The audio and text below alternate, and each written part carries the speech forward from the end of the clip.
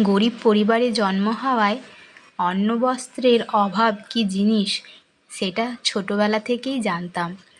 ছোটোবেলায় যখন কেউ পুরনো জামাকাপড় আমাদেরকে দিত, আমরা নতুন জামাকাপড় পাওয়ার মতোই আনন্দ উপভোগ করতাম।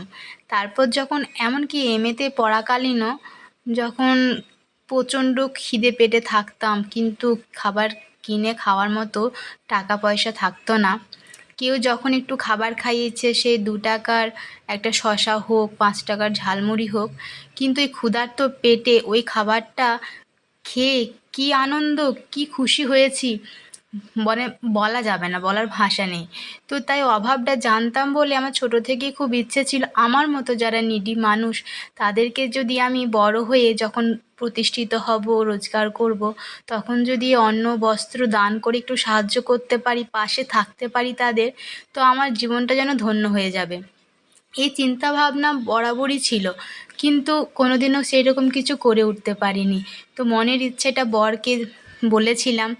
তো তাই আজকে আমার জন্মদিন উপলক্ষে ঘাঘরবুড়ি মন্দিরে গিয়েছিলাম পুজো দিতে।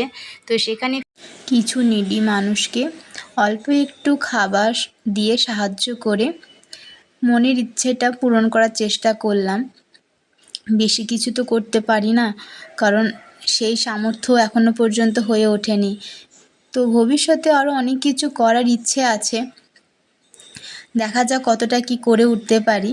তবে সবাই পাশে থাকলে, সাথে থাকলে আশা করি অবশ্যই করতে পারবো। তো ভিডিওটা যদি ভালো লেগে থাকে অবশ্যই লাইক কমেন্ট করে পাশে থাকবেন। বরকেও অনেক ধন্যবাদ আমার মনের ইচ্ছেটা পূরণ করে দেওয়ার জন্য। সবাই ভালো থাকবেন, পাশে থাকবেন।